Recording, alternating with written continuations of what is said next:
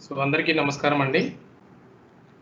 నా పేరు డాక్టర్ చంద్రమోహన్. ఇందాక శ్రీకాంత్ పరిచయం చేశారు. ఈరోజు ముఖ్యంగా మనము 4 నెలల శిక్షణ కార్యక్రమము ఏహెచ్ఏ ట్రైనింగ్‌లో స్మైల్ తరపున మరియు ఆర్ఎస్టీసీ బన్వాస్ తరపున ఈరోజు మనము వైరస్ వ్యాధులు అంటే గొర్రెలు మరియు మేకలలో వచ్చే వైరస్ వ్యాధులు లేకపోతే సూక్ష్మజీవుల వలన కలిగే వ్యాధుల గురించి మనం వివరించుకుందాం. మీరందరూ చాలా అవసరం కాబట్టి ఇది మనకు ఫీల్డ్ స్థాయిలో మీరు ఆర్బీకే లెవెల్‌లో ఉంటారు. కాబట్టి అక్కడ ఉన్న గొర్రెలకు మనం వైద్యం అందించాల్సిన పరిస్థితి ఉంటుంది కాబట్టి మనకు చాలా అవసరము. మనము సరైన సమయంలో డయాగ్నోస్ చేసి మనము వ్యాధిని గుర్తించగలిగితే వైద్యం కూడా చాలా త్వరగా చేసే అవకాశం ఉంటుందన్నమాట. మనకు ముఖ్యంగా వ్యాధుల గురించి చెప్పుకుంటే చాలా వ్యాధులు వస్తూ ఉంటాయి. అంటే మనకు బ్యాక్టీరియా, వైరస్, తర్వాత ఫంగస్, పారాసైట్స్ అట్లా చాలా రకాల వ్యాధులు ఆల్రెడీ మనకు డిస్కషన్‌లో వచ్చింది. మరి ఈరోజు వైరస్ గురించి చెప్పుకుంటున్నాం కాబట్టి మొట్టమొదటగా వైరస్ అంటే ఏంటి మనకు అవగాహన ఉండాలి. వైరస్ అంటే మన కంటికి కనిపించనిది అన్నమాట. అంటే మైక్రోస్కోప్ ద్వారా కూడా మనం చూడలేము.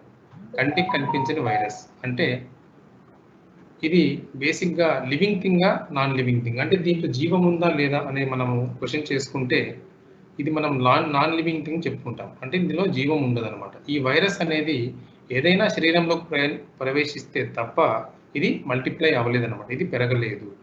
బయటి వాతావరణంలో ఇది పెరిగే అవకాశం ఉండదు. దీనికి ఒక హోస్ట్ కావాలి. అంటే ఒక అతిథి అనమాట.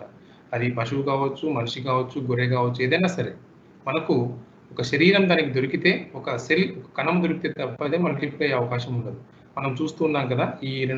గత 2 సంవత్సరాలుగా ఈ సంవత్సరం, పోయిన సంవత్సరం కరోనా వైరస్‌తో మనం సఫర్ అవుతున్నాం. ఇప్పటికి కూడా సఫర్ అవుతున్నాం కాబట్టి ఇది కూడా ఒక వైరస్. కరోనా అనేది కూడా ఒక వైరస్. అందువల్ల మనకేం చెప్తున్నారు? ఈ సోషల్ డిస్టెన్స్ మెయింటైన్ చేయమంటున్నారు. అదేవిధంగా మూతికి మాస్క్ కట్టుకోమంటున్నారు. ఎందుకంటే ఈ వైరస్ ఒకరి నుంచి ఒకరికి ప్రవేశిస్తేనే మరి అది మల్టిప్లై అవుతుంది.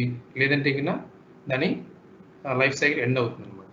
కాబట్టి ఈరోజు మనం ఈ వైరల్ డిసీజ్ చెప్పుకుంటూ ఈ వైరస్‌లో ఆర్ఎన్ఏ లేదా డీఎన్ఏ 2 రకాల వైరస్‌లు ఉంటాయి. మనము ప్రధానంగా వైరస్ స్ట్రక్చర్ తీసుకున్నట్లయితే ఒకసారి చూడండి ఫోటోలో మనం ఈ సెంటర్‌లో ఉండేదాన్ని న్యూక్లియిక్ యాసిడ్ జీనోమ్ అంటాం. జెనెటిక్ మెటీరియల్ అది ఆర్ఎన్ఏ లేదా డీఎన్ఏ ఇది బేసిక్ స్ట్రక్చర్ అన్నమాట. వైరస్ యొక్క మీకు ఒక అవగాహన కోసం ఫోటో ఇవ్వడం జరిగింది. ఇదేంటంటే సెంటర్‌లో ఆర్ఎన్ఏ లేదా డీఎన్ఏ ఏదో ఒక వైరసే ఉంటుంది. ఇప్పుడు మనం చెప్పుకున్న కరోనా వైరస్ కూడా ఆర్ఎన్ఏ వైరస్ అది. దీని చుట్టూ ఒక ప్రోటీన్ లేయర్ ఉంటుంది. ఒక కవచం, ప్రోటీన్‌తో కూడిన కవచం, దీన్ని క్యాప్సిడ్ అంటాం. దాని చుట్టూ మళ్ళీ ఒక ఫాస్ఫోలిపిడ్ అనే కవచం ఉంటుంది. ఆ ఫాస్ఫోలిపిడ్ కవచం పైన స్పైక్స్ లాంటివి ఉంటాయన్నమాట. కణాలకు అతుక్కోవడానికి ఎపిథీలియల్ సెల్స్ ఉంటాయి కదా! ఆ కణాలకు అతుక్కోవడానికి స్పైక్స్ ఉంటాయన్నమాట. ఇది మన శరీరంలోకి ప్రవేశించినప్పుడు ఆ ఎపిథీలియల్ సెల్స్ అతుక్కోవడానికి ఈ స్పైక్స్ అనేటివి ఉపయోగపడతాయి. ఇది బేసిక్ స్ట్రక్చర్. అంటే మధ్యలో ఒక ఆర్ఎన్ఏ లేదా డీఎన్ఏ ఒక న్యూక్లియిక్ యాసిడ్ ఉంటుంది. దాని చుట్టూ ప్రోటీన్ క్యాప్సిడ్ అంటే ఒక ప్రోటీన్ కవచం ఉంటుంది. మరియు దాని చుట్టూ ఒక ఫాస్ఫోలిపిడ్ ఎన్వలప్ దానిపైన స్పైక్స్ అనేవి చిన్న బుడుగులు లాంటివి ఉంటాయన్నమాట. ఇది టోటల్‌గా మన basic structure of the virus. ఒక సూక్ష్మజీవి యొక్క బేసిక్ స్ట్రక్చర్. ఇందులో రకరకాలు ఉంటాయి. మళ్ళీ మనం మ్యుటేషన్స్ జరుగుతూ ఉంటాయి. అవి మనకు ప్రస్తుతానికి అవసరం లేదు. దీంట్లో రకరకాల వైరస్ చూడండి. ఒక్కొక్క రకమైన వైరస్ మనకు ఒక్కొక్క రకమైన జబ్బును కలుగజేస్తుంది. మనుషుల్లో కానీ, పశువుల్లో కానీ, గొర్రెల్లో కానీ. ఆర్థోపో వైరస్ అని, పారాపో వైరస్ అని, ర్యాబ్డోవిరస్ అని రేబీస్ కలుగజేస్తుంది. పారామిక్స్ వైరస్, హెర్పిస్ వైరస్, ఆర్థోమిక్స్ ఇవన్నీ రకరకాలు అన్నమాట. ఇవన్నీ రకరకాల ఫ్యామిలీకి సంబంధించిన వైరస్‌లు. మధ్యలో కరోనా వైరస్ కూడా ఉంది రౌండ్‌గా. ఈ రకాల different types of virus just అవగాహన కోసం ఒక స్ట్రక్చర్, డిఫరెంట్ టైప్స్ వైరస్ ఉందని చెప్తున్నాం. ఇక వైద్యానికి విషయానికొస్తే, ఇప్పుడు మనము ఈ వైద్య విషయానికొస్తే పశువుల్లో చేసిన విధంగా చికిత్స మనం గొర్రెల్లో చేయకూడదండి. ఎందుకంటే రైతుల దగ్గర పశువులు 1 లేదా 2 లేకపోతే 4, 5 ఉంటాయి. అది తన ఏరియాలో తన కళ్ళంలో ఉంటాయన్నమాట.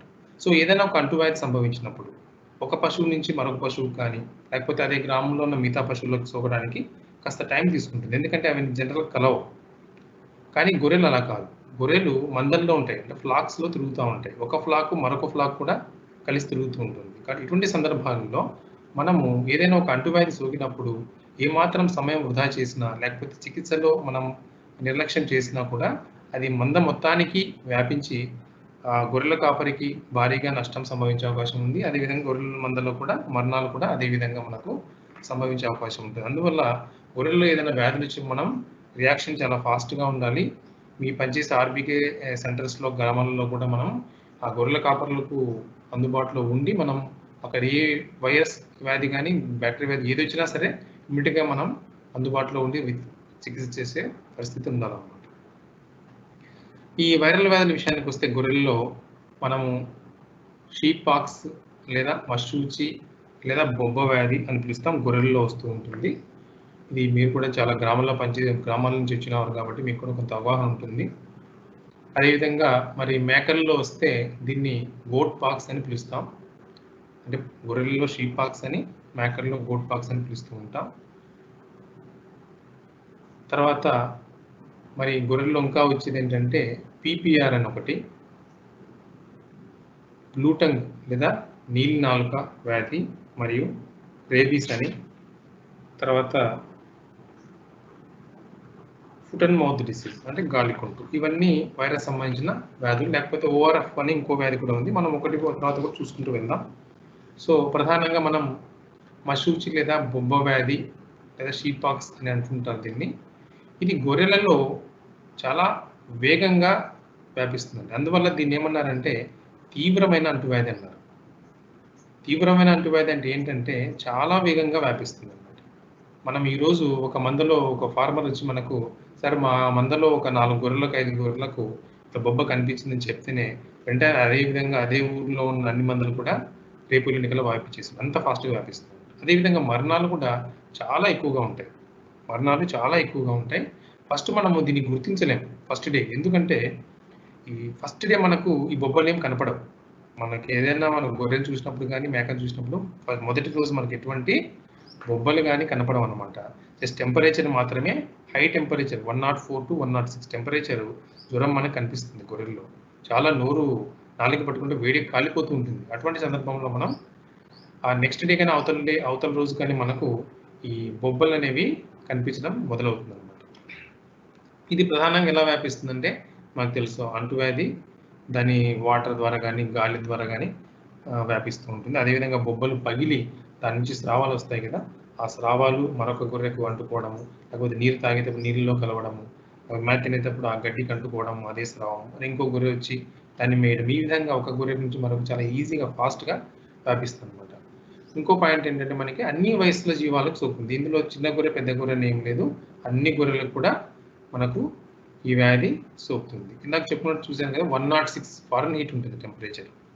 ఇంత జ్వరంలో అది మేత మేసే పరిస్థితి ఉండదనమాట. అదేవిధంగా ఇంత టెంపరేచర్ ఉన్నప్పుడు ఏమవుతుందంటే కంటి మరియు నోరు నుండి చొంగకారడం, స్రావాలు కారుతూ ఉంటాయి. ఫోటోలో కూడా గమనించండి మీరు. జుల్లు కారుతుంది రెండో ఫోటో. మొదటి ఫోటో హై టెంపరేచర్‌లో ఉంది. ముక్కు నుంచి కూడా స్రావాలుంటాయి. అంటే కళ్ళు, నోరు, ముక్కు ఈ 3 నుంచి స్రావాలుంటాయి. సహజంగా జ్వరం ఎక్కువ ఉన్నప్పుడు స్రావాలు వస్తూ ఉంటాయి. మనము ఈ హై టెంపరేచర్ ఉన్న ఫస్ట్ డే గాని, సెకండ్ డే రోజు మనం గమనించినట్లయితే గొర్రెను కింద పడుకోబెట్టి 4 కాళ్ళు ఓపెన్ చేసి ఆ తొడ భాగంలో అంటే ఎక్కడైతే వెంట్రుకలు లేని ప్రాంతాలలో తోక కింద గాని, పొట్ట కింద గాని, తర్వాత ఈ కాళ్ళు తొడ భాగంలో గమనించినట్లయితే మొట్టమొదటగా మనకు సన్నని డాట్స్ లాగా అంటే ఎర్రని చుక్కల మాదిరి కనిపిస్తాయి. మీకు అప్పుడే చుట్టుపక్కల ప్రాంతాల్లో మనకు ఈ మశూచి లేదా షీపాక్స్ వ్యాపించిన సమాచారం మీకు ముందే ఉంటే ఖచ్చితంగా ఆ సందర్భంలో ఏదైనా గొర్రె గానీ, మేకల్లో గానీ హై టెంపరేచర్ మీరు అబ్జర్వ్ చేస్తే సెకండ్ డే మీరు అబ్జర్వ్ చేయాల్సింది గొర్రెని, మేకని కింద పడవేసి ఆ వెంట్రుకలు లేని భాగాల్లో ఇందాక చెప్పుకున్నట్టు తొడ లోపలి భాగం గానీ, తోక గానీ, కాళ్ళు వెడల్పు చేసి చూస్తే ఖచ్చితంగా మనకు సన్నటి ఎర్రటి పొక్కులు లాంటివి కనిపించే అవకాశం ఖచ్చితంగా ఉంటుందన్నమాట ఆ సీజన్‌లో. సో, ఆ విధంగా మనం దీన్ని ఐడెంటిఫై చేయాల్సి ఉంటుంది. సో, మనకు చాలా ఏంటంటే మీకు ఇంకో విషయం చెప్పాల్సిందంటే వైరల్ వ్యాధులు గొర్రెలకు మాత్రమే పరిమితం కాదండి. పశువులకు కూడా వస్తాయి. అయితే కొన్ని రకాల వ్యాధులు గొర్రెలకు వస్తాయి. కొన్ని రకాల వ్యాధులు పశువులకు, గొర్రెలకు ఈవెన్ మనుషులకు కూడా వ్యాపించే అవకాశం ఉంటుంది. కాబట్టి ఈ సందర్భాన్ని బట్టి నేను కొన్ని ఫోటోస్ కూడా పశువులకు కూడా పెట్టడం జరిగింది మీకు అవగాహన కోసం. అవి కూడా గమనించండి. బట్ ఈ మశూచి విషయానికొస్తే ఇది గొర్రెల్లో వస్తుంది, మేకల్లో వస్తుంది. గోట్ పాక్స్ అంటాం. షీప్ పాక్స్ అంటే గొర్రెల్లో వస్తుంది. అదేవిధంగా కౌ పాక్స్, బఫెలో పాక్స్ అని కూడా ఉంది. ఇందులో మనం మెన్షన్ చేయలేదు కానీ కౌ పాక్స్, బఫెలో పాక్స్ అంత ప్రమాదం అయితే కాదు పశువులకు. బట్ గొర్రెల్లో అయితే మాత్రం ఇది చాలా ప్రమాదకరం అన్నమాట. ఇక్కడికి మీరు గమనించినట్లయితే ఈ పొక్కులు ఫస్ట్ ఎర్రటి చుక్కలతో స్టార్ట్ అయ్యి పెద్దగైతే అని చెప్పుకున్నాం కదా, ఈ పొక్కుల్లా సరే వాటి నుంచి స్రావాలు వస్తాయి అన్నమాట. ఈ స్రావాలు చితికి ఒక స్రావాలు కిందికి కారినప్పుడు ఒకదాని నుంచి ఒకటి మనకు ఇది సోకే అవకాశం ఉంటుంది. అదేవిధంగా ఈ వ్యాధి ఎక్కువ సోకినప్పుడు అది నీరు మేత తినలేక నీరసించిపోయి ఈ గొర్రెలు చనిపోయే అవకాశం మనకు కనపడుతూ ఉంటుంది. దాదాపు ఒక వారం నుంచి 10 రోజుల్లోపు ఇవి ఏం తినకపోవడం వల్ల, నోట్లో నుంచి స్రావాలు రావడం వల్ల హై టెంపరేచర్స్లో మనకు చనిపోవడం జరుగుతూ ఉంటుంది అన్నమాట. ఈ ఫొటోస్ చూడండి, మనకు ఈ నెల్లూరు బ్రీడ్ షీప్. దీంట్లో మనకి ఈ విధంగా అంటే బాగా బొబ్బలు లావైన తర్వాత మనకి ఈ విధంగా శరీరం మొత్తం మీద బుడిపిలు మాదిరిగా కనిపిస్తూ ఉంటుంది. చెవులకు కానీ, మొహానికి కానీ, లేకపోతే శరీరం మొత్తం ఈ విధంగా మనకు కనిపిస్తుంది. మొదటి 2-3 రోజుల్లో మాత్రం మనము ఈ వెంట్రుకలు లేని భాగాల్లో మాత్రమే కనిపిస్తుంది. తర్వాత శరీరం అంతా వ్యాపించేసి మనకి ఈ విధంగా కనిపిస్తూ ఉంటుంది. ఇక్కడ చూడండి, మనం చెప్పుకున్నాం కదా ఇందాక, ఈ గొర్రెని కింద పడవేసి వెంట్రుకలు లేని భాగాల్లో తొడ భాగం కానీ, తోక కింది భాగం చూడమని చెప్పాం కదా. ఒకవేళ మిగతా శరీరం అంతా ఉంటాయి, బట్ ఏంటంటే మనకు ఇక్కడ గొర్రెలో బొచ్చు ఉంటుంది కాబట్టి మనకు కనిపించే విధంగా షేవింగ్ చేస్తే ఇక్కడ చూడండి మనకు రెడ్ స్పాట్స్ ఉన్నాయి. ఈ విధంగా మనకు కనిపిస్తుంది, స్టార్ట్ అవుతాయి అనమాట ఈ పొక్కులు అనేటివి. ఈ షీప్ పాక్స్ మనకు ఊపిరితిత్తుల్లో వస్తే ఈ విధంగా ఉంటుంది. ఊపిరితిత్తులు రావడం వల్ల శ్వాస తీసుకోవడం కష్టమవుతుంది. ఈ విధంగా పశువుల్లో మరణాల శాతం ఎక్కువగా ఉంటుంది అనమాట నిర్లక్ష్యం చేస్తే. అదేవిధంగా అక్కడ చూడండి, నాలుక మీద మనకు ఇక్కడ బొబ్బలు ఇంతెంతలా బొబ్బలు కనబడుతున్నాయి చూడండి, ఉబ్బిపోయినాయి బాగా. ఇవి ఈ విధంగా ఉంటే అసలు గొర్రె మేత కాదు కదా, కనీసం నీరు కూడా తాగలేని పరిస్థితి, మనం జావ కూడా తాగలేని పరిస్థితి ఉంటుంది ఇంతలా బొబ్బలు. ఇది మేకల్లో గోల్డ్ పాక్స్. ఇది ఇక్కడ పసుపు పెట్టారు అక్కడ లోకల్ వైద్యం. అదేవిధంగా గోట్ పాక్స్లో మనము రొమ్ము అంటే ఈ పొదుగు మీద కూడా మనకు ఈ బొబ్బల మీద గమనించవచ్చు అన్నమాట. ఇక్కడ చూడండి, ఇదంతా మనకు బొబ్బలు చాలా క్లియర్గా కనపడతా ఉంది. అదేవిధంగా మూతి మీద ముట్టె మరియు మూతి నోరు భాగంలో కూడా ఏర్పడే అవకాశం మనకు కనిపిస్తూ ఉంటుంది. సరే, మనము ఈ విధంగా చెప్పుకున్నాం కదా, మశూచి లేదా షీప్ పాక్స్ మనకు చాలా సులభంగా గుర్తించవచ్చు. దీనికి పెద్దగా డయాగ్నోస్టిక్ కిట్స్ ఏం అవసరం లేదు. మనకు హై టెంపరేచర్ వచ్చి సెకండ్ డే, థర్డ్ డేకి మనకు ఈజీగా బొబ్బలు కనపడతాయి. కనపడిన తర్వాత మరి ఏం చేయాలి మనం? ఈ వ్యాధి మన ప్రాంతంలో వస్తే మనం ఏం చేయాలి అంటే, చాలా చోట్ల ఏం చేస్తారంటే ముందుగానే టీకాలు వేసుకుంటారు ఐడియా ఉన్న వాళ్ళు. సరే, వచ్చిందనుకోండి, మన ప్రాంతంలో వచ్చిన తర్వాత ఈ చిత్తికి ద్రవం కారుతున్న ప్రాంతాల్లో మనం డ్రెస్సింగ్ చేసి ఈగలు ముసరకుండా మనం వేప నూనె పూయాలి. అంటే ఈగలు వాలకుండా మనం వేప నూనె పూయాలి. ఎందుకంటే ఈ ఈగలు వాడడం వల్ల సెకండరీ బ్యాక్టీరియల్ ఇన్ఫెక్షన్స్ వచ్చే అవకాశం ఉంటుంది. ఆ పుండ్లు మళ్ళీ చీము పట్టి లేని సమస్యలు వస్తాయి. కాబట్టి మనం దాన్ని అలా కాకుండా దాన్ని శుభ్రం చేసి డ్రెస్సింగ్ చేసి శుభ్రంగా వేప నూనె పూస్తే ఆ ఈగలు వాలకుండా మనకు త్వరగా మానిపోయే అవకాశం ఉంటుంది. సో దీనికి తగ్గట్టు మనం ఈ పెన్సిలిన్ మందులు కానీ, ఇతర యాంటీబయాటిక్స్ కానీ మనం పశువైద్యుని సలహా మేరకు వాడుకుంటే ఈ బొబ్బలు త్వరగా మానిపోయి గొర్రె రికవర్ అయ్యే అవకాశం ఉంటుంది. సరే, మనం ఇందాక చెప్పుకున్నాం కదా, గొర్రెల వైద్యంలో మనము చికిత్స కన్నా నివారణ మేలు ఎప్పుడైనా సరే. ఎందుకంటే అవి ఎప్పుడు మందల్లో ఉంటాయి.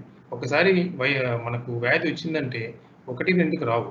మనము వైద్యం స్టార్ట్ చేసే లోపే అంత మందంతరికి, లేకపోతే కనీసం 10-20%, 30% వరకు మందకు సోకే అవకాశం ఉంటుంది. కాబట్టి మనము గొర్రెల్లో మాత్రం ప్రధానంగా చికిత్స కన్నా నివారణకి ముందు ప్రాధాన్యం ఇవ్వాల్సి ఉంటుంది. వచ్చిన తర్వాత ఎలాగో చికిత్స చేస్తాం, బట్ రాకుండానే మనం టీకాలు వేసుకోవాల్సిన పరిస్థితి. సో ఈ షీప్ పాక్స్కి వచ్చేసి మనకు టీకాలు చాలా చక్కగా అందుబాటులో ఉన్నాయి. మనకు ఇవి వచ్చేసి 1 ml చర్మం కింద వేయడం జరుగుతుంది. షీప్ పాక్స్ మనకు షీప్ పాక్స్ వ్యాక్సిన్ దొరుకుతుంది, రక్షకు సంబంధించిన వ్యాక్సిన్. అదేవిధంగా గోట్ పాక్స్ వ్యాక్సిన్ మనకు దొరుకుతుంది. ఇది మీరు ఖచ్చితంగా వేయడం ఒక నైపుణ్యతతో కూడుకున్న పని కాబట్టి ఖచ్చితంగా వ్యాక్సిన్ చాలా జాగ్రత్తగా కోల్డ్ చైన్ మెయింటైన్ చేయాల్సి ఉంటుంది. ఇంకో ముఖ్యమైన విషయం మనకు చెప్పాల్సింది ఏంటంటే, అన్ని వైరల్ వ్యాధులు ఏదైనా సరే వైరస్ వ్యాధులు ఖచ్చితంగా మనం వ్యాధిగ్రస్త జీవాలను వేరు చేయాలి. ఫస్ట్ చేయాల్సిన పని అదే. ఏదైనా ఒక మందులో వ్యాధి వచ్చిందంటే మనం చేయాల్సిన మొదటి పని ఏంటి, వ్యాధిగ్రస్త జీవాలను వేరు చేయాలి. వాటికి వైద్యం చేసి మిగతా జీవాలకు మనం టీకాలు వేయాల్సిన పరిస్థితి ఉంది. మిగతా మందులకు మనం టీకాలు వేయాల్సిన పరిస్థితి ఉంటుంది. అదేవిధంగా మన షెడ్డు కానీ మనం నిలబెట్టే ప్రాంతం కానీ ఖచ్చితంగా క్రిమి సంహారం మందులతో పిచికారీ చేసుకోవాల్సి ఉంటుంది. ఇప్పుడు వ్యాక్సిన్ గురించి మాట్లాడుకున్నట్లయితే ఖచ్చితంగా మనము ఈ ఆన్లైన్ క్లాస్లో చెప్పుకున్నట్టు వ్యాక్సిన్ వేసుకోవాలని చెప్పినంత సులభం కాదండి. దానికి ఒక టెక్నికల్గా మీరు ఎంతో జాగ్రత్తతో చేస్తే తప్ప ఈ వ్యాక్సిన్ యొక్క ఫలితం అనేది ఉండదు. మోస్ట్ ఆఫ్ ది వ్యాక్సిన్స్ అంటే 99.9% వ్యాక్సిన్స్ అన్ని మనం వైరల్ వ్యాక్సిన్స్ అన్ని ఖచ్చితంగా కోల్డ్ చైన్ మెయింటైన్ చేయాల్సిన బాధ్యత ఉంటుందన్నమాట. మనం ఎక్కడంటే అక్కడ పెట్టడానికి వీలు లేదు. వ్యాక్సిన్స్ ఖచ్చితంగా మనము తెచ్చుకునేటప్పుడు ఐస్లో తెచ్చుకోవాలి. అదేవిధంగా తెచ్చి ఫ్రిడ్జ్లో మనం కూలింగ్ మెయింటైన్ చేయాలి. 4 degree centigrade 3 to 4 degree centigrade. ఖచ్చితంగా వేసేటప్పుడు కూడా ఐస్లోనే, అంటే మనము వ్యాక్సిన్ తెచ్చుకున్నప్పటి నుంచి అంటే మళ్ళీ గొర్రెలకు వేసేంత వరకు ఖచ్చితంగా కోల్డ్ చైన్ మెయింటైన్ చేయాలి. ఈ కోల్డ్ చైన్ అనేది ఎక్కడ బ్రేక్ అయినా మనం వేసిన వ్యాక్సిన్కి ఫలితము ఎట్టి పరిస్థితుల్లోనూ ఉండదు. అది షీపాక్స్ అయినా, పీపీఆర్ అయినా, లూటంగ్ అయినా, ఎఫ్ఎండ్ఎం అయినా సరే, ఏదైనా సరే, ఎనీ వైరల్ వ్యాక్సిన్ మనము cold chain starting to vaccine complete అయ్యేంత వరకు కోల్డ్ చైన్ మెయింటైన్ చేయకపోతే దాని ఫలితం అనేది ఉండదు. కాబట్టి ఈ విషయం చాలా జాగ్రత్తగా గుర్తుపెట్టుకోండి. టీకాలు రవాణా విషయంలో కానీ వేసేటప్పుడు కానీ కోల్డ్ చైన్ కంపల్సరీ. సో రెండవది మూతి పుండ్ల వ్యాధి. ఇది ఎక్కువగా చిన్న పిల్లల్లో మనం చూస్తూ ఉంటాం. అంటే 4 నుంచి 5 మాసాల వయసున్న పిల్లల్లో ఎక్కువ కనపడుతుంటుంది. దీన్ని ఆర్ఫ్ వైరస్ వల్ల, అంటే పారామిక్స్ వైరస్ సంబంధించిన ఆర్ఫ్ వైరస్ వల్ల కలుగుతుంది కాబట్టి దీన్ని ఓఆర్ఫ్ అని కూడా పిలుస్తూ ఉంటారు. దీనికి మరో పేరు కంటాజియస్ ఎక్స్థీమా అంటారు. చలికాలంలో ఇది ఎక్కువ వ్యాపిస్తుంది. అదేవిధంగా చిన్న పిల్లల్లో ఇది ఎక్కువగా వ్యాపిస్తుంది. ఏ విధంగా ప్రవేశిస్తుందంటే చర్మంపై ఏదైనా గాయాలు ఏర్పడినప్పుడు ఇది పశువుల్లోకి లేకపోతే గొర్రెల్లోకి ప్రవేశించడం సులభంగా ప్రవేశిస్తుంది అనమాట. గాయాలు ఏర్పడకపోతే ఇది ప్రవేశించలేదు. రెండవది ఏంటంటే ఇది జూనోటిక్ వ్యాధి. మీ అందరికీ తెలుసు జూనోటిక్ వ్యాధి అంటే ఏంటి, జంతువుల నుంచి మనుషులకు సోకే వ్యాధులను మనం జూనోటిక్ వ్యాధులు అంటాం. దీనికి ఉదాహరణ చెప్పుకుంటే ఏం చెప్పుకోవచ్చు, మనం ఇంతకుముందు చదువుకునేటప్పుడు యాంథ్రాక్స్ అంటే బ్యాక్టీరియల్ సంబంధించిన యాంథ్రాక్స్ కానీ, లేకపోతే రేబీస్ వైరల్ వ్యాధి రేబీస్ కానీ, ఈ కొన్ని వ్యాధులు ఉన్నాయన్నమాట. ఈ బ్రూసెల్లోసిస్ అని, ఇవన్నీ వచ్చేసి ఏంటంటే జంతువుల నుంచి మనుషులకు సోకుతాయి. కాబట్టి మనము ఈ పశువులు గొర్రెలతో పనిచేస్తుంటాం కాబట్టి గ్రామాలలో ఖచ్చితంగా ఈ జూనోటిక్ వ్యాధులకు సంబంధించి చాలా జాగ్రత్తలు తీసుకుంటూ పనిచేయాల్సిన అవసరం ఎంతైనా ఉందన్నమాట. సో లేకపోతే మనం కూడా ఇబ్బందులు పడే అవకాశం ఉంటుంది.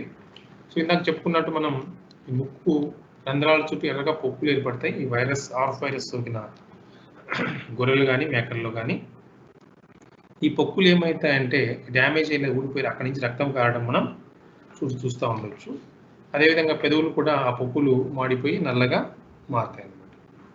ఇదే పొక్కులు మనము శరీరంలోకి ఎంటర్ అయ్యి ఊపిరితిత్తుల్లో ఏర్పడిన అయితే ఊపిరితిత్తుల్లో డ్యామేజ్ అయ్యి లంగ్స్ డ్యామేజ్ అయిపోయి మనకు దగ్గు కూడా గమనించవచ్చు, నాలుగు కూడా వాచిపోతుంది అనమాట.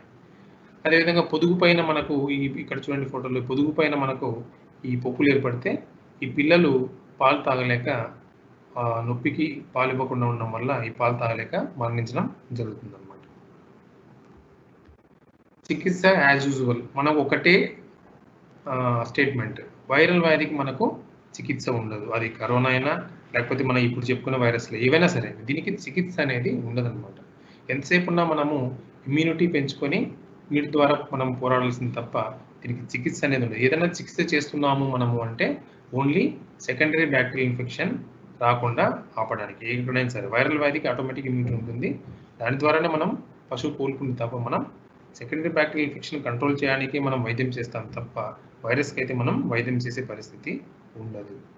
ఇక్కడ ఏం చేయాలి, గాయాలను మూతిపుండ్లకైన గాయాలను 1:1000 పొటాషియం పర్మాంగనేట్ ద్రావణంలో కడిగి 2% బోరోగ్లిజరిన్ పూత పూయాల్సి ఉంటుంది. యాంటీబయాటిక్ లాగా మనం ఆ పుండ్లకు పూస్తే స్మూత్నెస్ అనేది వస్తుంది. అదేవిధంగా ఈగలు వాలకుండా మనం వేప నూనెను పూయాల్సి ఉంటుంది.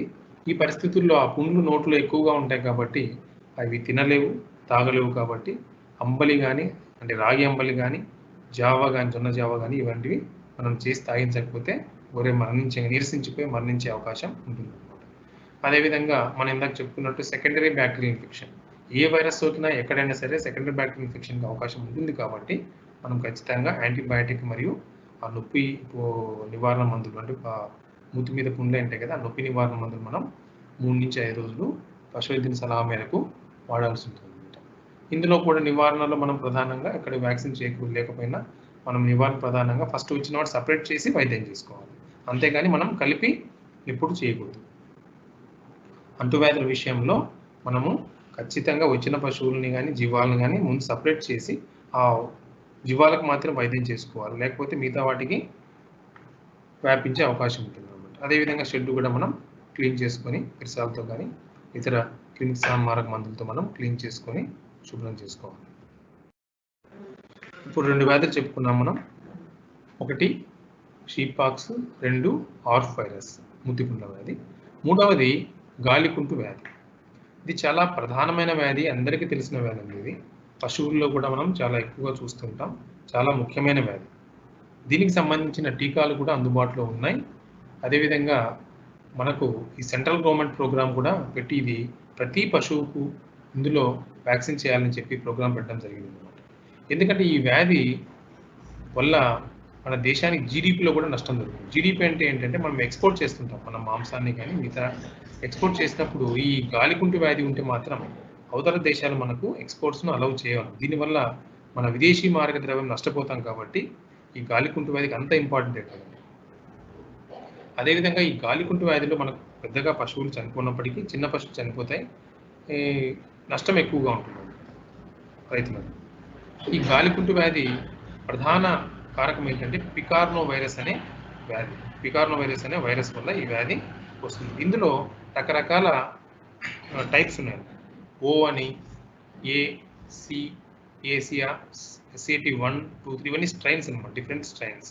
ఒక్కొక్క ప్రాంతంలో ఒక్కొక్క స్ట్రైను మనకు ఈ వ్యాధి కలగజేస్తుంది. కాబట్టి ఆ ప్రాంతాన్ని బట్టి వీళ్ళు వ్యాక్సిన్స్ కూడా తయారు చేసేవాళ్ళు. ఆ ప్రాంతంలో ఏ స్ట్రైన్స్, ఏ సిటీరియో టైపులు వ్యాధి కలగజేస్తుంది గమనించి ఆ ప్రాంతంలో వాళ్ళు ఈ టీకాలు అనేది తయారు చేయడం జరుగుతుంది. గాలికుంటు వ్యాధి కూడా వైరస్ వ్యాధి కాబట్టి అది చాలా సులభంగా ఒక పశువు నుంచి మరొక పశువుకు వ్యాప్తి చెందుతుంది. ఎలా వ్యాప్తి చెందుతుందంటే ఒకటి కలుషితమైన నీరు. అంటే ఒక పశువు ఒక 5 పశువులు అనుకుంది ఒక రైతు దగ్గర. ఆ రైతు ఒక పశువుకు వేరే చోట కొనుక్కొచ్చాడు ఒక మార్కెట్‌లో. దానికి గాలికుంటు వ్యాధి ఉంది.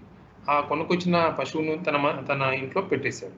అప్పుడు అది నీరు తాగడం వల్ల అదే నీటిలో మిగతా పశువులు కూడా వచ్చి నీరు తాగుతాయి కాబట్టి ఈజీగా ఒక పశువు నుంచి అన్ని పశువులకు ఈజీగా వచ్చేస్తుంది. అదేవిధంగా గడ్డి. గాలికుంటు వ్యాధి సోకిన పశువుల నోట్లో అవి జొల్లు కారుతూ ఉంటాయి కాబట్టి సలైవేషన్ జరుగుతూ ఉంటుంది. ఆ సలైవేషన్ గడ్డి మీద పడి అదే గడ్డి మళ్ళీ మిగతా పశువు తినడం వల్ల ఈజీగా మనకు ఈ ఒక పశువు నుంచి మరో పశువుకు కానీ, ఒక గొర్రె నుంచి మరో గొర్రెకి కానీ జరుగుతుంది. ఇంకా గొర్రెల మందులు అయితే చెప్పాల్సిన పని లేదు.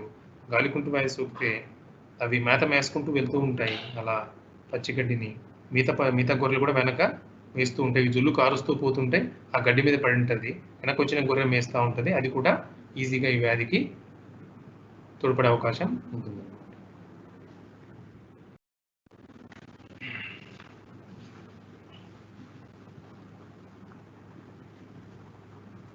ఇప్పుడు ఈ వైరస్ ఎలా ప్రవేశిస్తుంది శరీరంలోకి మనం ఇందాక చెప్పుకున్నాం కదా. గాలి ద్వారా, నీటి ద్వారా, ఆహారం ద్వారా కూడా ఈ వైరస్ ప్రవేశిస్తుంది అన్నమాట. ఈ ఒక్కసారి ఈ వైరస్ శరీరంలో ప్రవేశించిన తర్వాత గ్రసని అంటుంది కదా, అంటే ఈ నోట్లో ఉండే భాగంలో చేరుకుంటుంది అనమాట.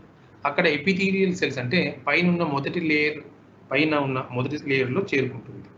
ఇప్పుడు ఇందాక చెప్పుకున్నాం కదా, వైరస్లన్నీ ఏదో ఒక శరీరం కావాలి దానికి, లేకపోతే బయట బ్రతకలేదు.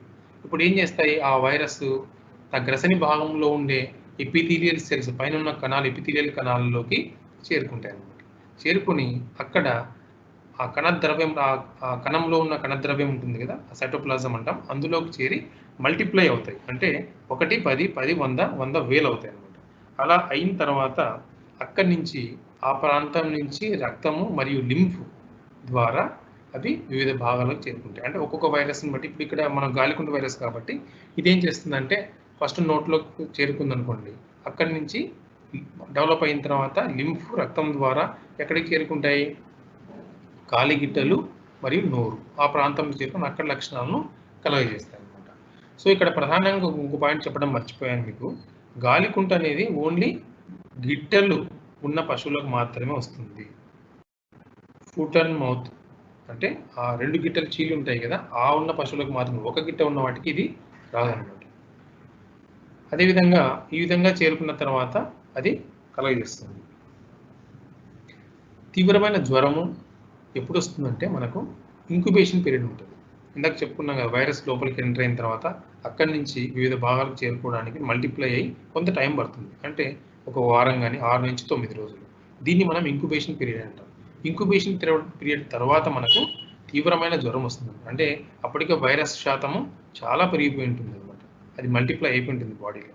అయినందువల్ల తీవ్రమైన జ్వరము ఏర్పడి పెదవుల పైన, చిగుళ్ళ పైన, నాలుక పైన, కాళ్ళ గిట్టల మధ్య ఈ 4 ప్రాంతాల్లో మనకు పుండ్లు అనేటివి ఏర్పడతాయి. ఫస్ట్ పుండ్లు ఏర్పడిన తర్వాత అక్కడ ఆ లాలాజలం నోటి ద్వారా ఏర్పడిన లాలాజలం స్రవించి తీగలుగా కిందికి కారుతూ ఉంటుంది. ఇక్కడ ఫోటోలో గమనించండి. చివరికి ఆ నాలుక మీద ఉన్న ఎపిథీలియం కూడా ఆ లేయర్ లేచిపోయింది అనమాట. కంప్లీట్గా రెడ్డిష్గా అయిపోయింది. ఈ విధంగా అయిపోతే నాలుక మొత్తం అది తినే పరిస్థితి ఉండదు అసలు. అదేవిధంగా ఈ గిట్టెల్లో పుండ్లు ఏర్పడతాయని చెప్పుకున్నాం కదా. ఈ పుండ్లు ఏర్పడిన తర్వాత అక్కడ మళ్ళీ బ్యాక్టీరియా చేరి, అంటే ఇది సూక్ష్మక్రిమి కదా, ఇప్పుడు సూక్ష్మజీవులు అంటే బ్యాక్టీరియా చేరి అక్కడ మరింత ఇన్ఫెక్షన్ కలుగజేసి పశువును నిరసించిపోయి నడవలేని పరిస్థితికి తీసుకొస్తాయి. ఇక 2 సమస్యలు మనకు గొర్రెల్లో. ఒకటి ఏంటంటే గిట్టెల్లో పుండ్లు ఏర్పడితే నడవలేవు, నోట్లో పుండ్లు ఏర్పడితే తినలేవు. కాబట్టి మనకు తెలుసు గొర్రెలు ఒక చోట నిలబడి తినడానికి వీలు కాదు. మన పశువుల్లాగా మేపలేము వాటిని. కాబట్టి అది ఒక ప్రాంతం నుంచి మరో ప్రాంతం నడుచుకుంటూ ఆ ఫీల్డ్స్లో వెళ్ళి తినాల్సిన పరిస్థితి. కాబట్టి ఈ విధంగా ఉండడం వలన అవి మరింత నిరసించిపోయి పశువు చనిపోయే అవకాశం ఎక్కువగా ఉంటుంది. సో దీనికి మనం ఏం చేయాలంటే మళ్ళీ మామూలు దానికి సంబంధించి మనం సపరేట్ చేసి వచ్చిన పశువులను వాటికి జావ కానీ, రాగి జావ కానీ, జొన్న కానీ తాపాల్సి ఉంటుంది. ఇక్కడ చూడండి ఫొటోస్లో ఎలా అయిపోయింది గొర్రెలకు. మొత్తం ఇట్లా లేయర్స్ లేచిపోయింది అనమాట. ఇక్కడ గిట్టెల్లో కానీ ఈ విధంగా కొన్ని ఫొటోస్ పశువుల్లో కూడా పెట్టడం జరిగింది, మీరు గమనించండి. పెద్ద పశువుల్లో కూడా గాలికుంటు వచ్చినప్పుడు చాలా ఇంపార్టెంట్ ఇది. మనకు పనిచేసే పశువులు పనికి రావు. అదేవిధంగా పాలిచ్చే పశువులు పాలియ్యవు, చూడుతూ ఉన్న పశువులు ఇసుకుపోతాయి, చిన్న పశువులు చనిపోతాయి. ఇంత నష్టాలు ఉన్నాయి దీంట్లో మనకు. సో ఒకసారి గిట్టెల్లో మనకు పుండ్లు ఏర్పడిందంటే అది పని చేయడానికి చాలా సమయం తీసుకుంటుంది, మనం మానడానికి కూడా. పెద్ద పశువు చనిపోయినప్పటికీ ఆర్థిక నష్టం అయితే చాలా ఎక్కువగా ఉంటుందన్నమాట. ఇక్కడ చూడండి గిట్టెల్లో ఈ విధంగా పుండ్లు ఏర్పడతాయి అన్నమాట. ఇక్కడ కూడా చూడండి పుండ్లు ఈ ప్రాంతంలో ఈ విధంగా ఏర్పడి నడవలేని పరిస్థితి వస్తుంది. మరి ఇదే ప్రాంతంలో మనకు ఈజీగా సెకండరీ బ్యాక్టీరియల్ ఇన్ఫెక్షన్ కూడా చేరుకునే అవకాశం సులభంగా ఉంటుంది. ఇక్కడ చూడండి ఈ ప్రాంతం. సో ఇక్కడ మనకు పుండ్లు ఏర్పడినాయి. సో పుండ్లు ఏర్పడిన తర్వాత పుండ్లు ఎక్కువ ఏమవుతుందంటే జుల్లు కారుస్తూ అట్లా పశువు హై ఫీవర్తో సఫర్ అవుతూ ఉంటుంది. అదేవిధంగా మనకు పొదుగు యొక్క టీట్స్ పైన కూడా ఏర్పడి పుండ్లు ఈ విధంగా ఏర్పడతాయి. దూడ కానీ గొర్రెపిల్ల కానీ పాలు తాగే పరిస్థితి ఉండదన్నమాట.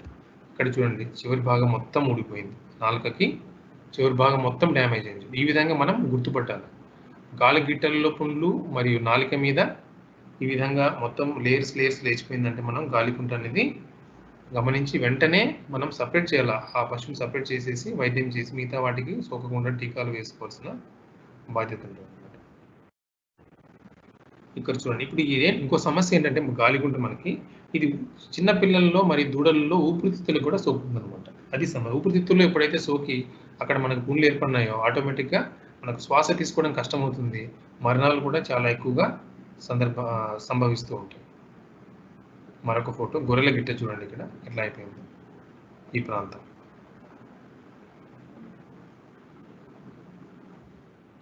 సో చికిత్స మనకు అన్ని వైరస్ ఇందాక చెప్పుకున్న మూతిపుండ్ల వైరస్ ఏది చెప్పుకున్నామో అదేవిధంగా ఇక్కడ 1:1000 పొటాషియం పరమాంగనేట్ KMnO4 ద్రావంతో శుభ్రంగా కడగాలి ఫస్ట్.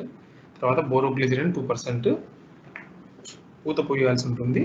అదేవిధంగా వీగలు వాడకుండా వేప నూనె తేలికగా జీర్ణమయ్యే రాగి, అంబలి, జావ ఇందాక చెప్పుకున్నట్లే మనం ఇవ్వాల్సి ఉంటుంది. ఇక్కడ గాలికుంటులో మనకు ప్రధానమైన సమస్య ఏమంటే ఈ చిన్న పశువులు కానీ పెద్ద పశువుల్లో కానీ ఈ ఊపిరితిత్తులో కూడా ఈ వైరస్ చేరుకుని డ్యామేజ్ చేయడం వలన ప్యాంటింగ్ అనే ఒక సమస్య ఉన్నది. ప్యాంటింగ్ అంటే ఏం లేదండి, ఏదైనా ఒక పశువు గాలికుంటుకు సోకి తర్వాత తగ్గిపోయిన తర్వాత కూడా ఆ ఊపిరితిత్తులు డ్యామేజ్ కావడం వలన, అంటే ఊపిరి సరిగా తీసుకోలేని పరిస్థితుల్లో ఊపిరితిత్తులు డ్యామేజ్ కావడం వలన ఇవి చిన్న పనికి పోయినా, అంటే ఇక్కడి నుంచి ఒక ఫర్లాంగ్ దూరం కూడా నడిచలే గొర్రెలు ఆయాసం అంటే ఎనికి ముందుకు కూడా జరుగుతుంది. ఎద్దుల్లో కూడా ఇదే పరిస్థితి అనమాట. ఎండకు కానీ లేదా 4 అడుగులు పొలంలో వేసిన తర్వాత పశువు వెనుకకు ముందుకు ఊగడం జరుగుతుంది. అంటే ఆ విధంగా ఊగడం వల్ల దాన్ని ప్యాంటింగ్ అంటాం. సో ఇటువంటి పశువు మనకు ఈ పనికిరాదు, పని చేయలేదన్నమాట. సో ఊపిరితిత్తులు మళ్ళీ నార్మల్ పరిస్థితి రావడానికి చాలా టైం తీసుకుంటుంది.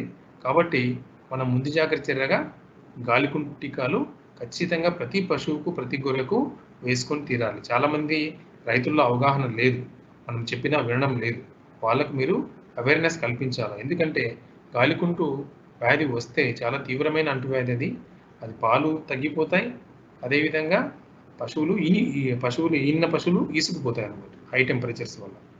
గొర్రెల్లో కూడా అంతే.